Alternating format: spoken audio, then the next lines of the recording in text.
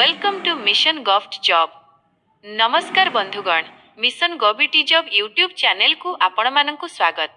आजिर एही वीडियो रे आमे ओडिशा सरकारक directorate of technical education training DTET अधीन रे बाहरुथिबा असिस्टेंट ट्रेनिंग ऑफिसर एटीओ पदवीर संपूर्ण दरमा, सैलरी मैट्रिक्स, ग्रेड पे और अलावेंसेस विषय रे आलोचना करिबा।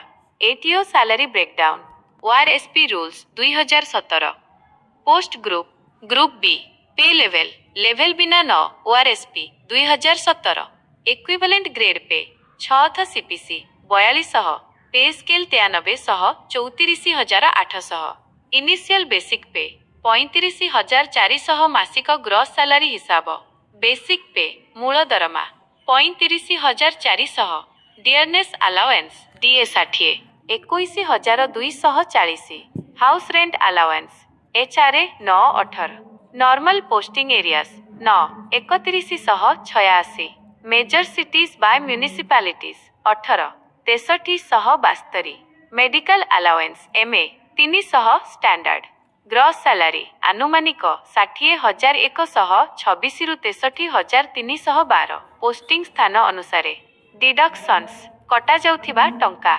NPS national pension system 10, basic DA 5664, professional tax PT 200, GIS by insurance 100, in hand by net salary हाथ को आसुथिबा नेट दरमा 54,000 रु 57,000 प्रति मास।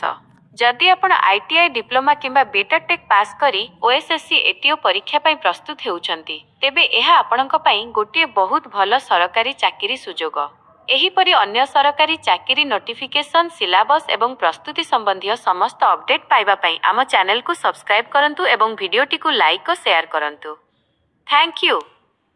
सरल भाषा रे बुझिबा। 1, मासकु मोट केते टंका हिसाब हुए? ग्रोस सैलरी, मूल दरमा, बेसिक पे 35,400, चाकरी रे जोग देला बेले एहा आपणकर मूल दरमा। महंगा भत्ता, डियरनेस अलावेंस बाय डीए 21,240, महंगा बढ़िबा अनुसार सरकार देउथिबा भत्ता जहा एबे मूल दरमार 60। घर भड़ा भत्ता, house rent allowance by HRA 3186 रु 6372, आपण केउ शहर किंबा गाँ रे पोस्टिंग होइछंती सेही अनुसार घर भड़ा पई एही टंका मिले। डाक्तरी खर्च, मेडिकल अलावेंस 300 सबु मिसाइले मोट दरमा ग्रॉस सैलरी हेबो प्राय 60,000 रु 63,002। केते टंका कटा जाए? डिडक्शंस, एनपीएस सरकारी पेंशन स्कीम प्राय 5664, एही टंका आपणक निज पेंशन अकाउंट रे जमा होई रहे जहा चाकरी शेष रे मिलिबो।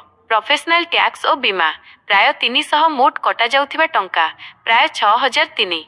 हाथ को केते टंका आसीबो? इन हैंड नेट सैलरी सबु कटाकटी हेबा परे प्रति मासरे आपणक बैंक अकाउंट को 54,000 रु 57,000 आसीबो।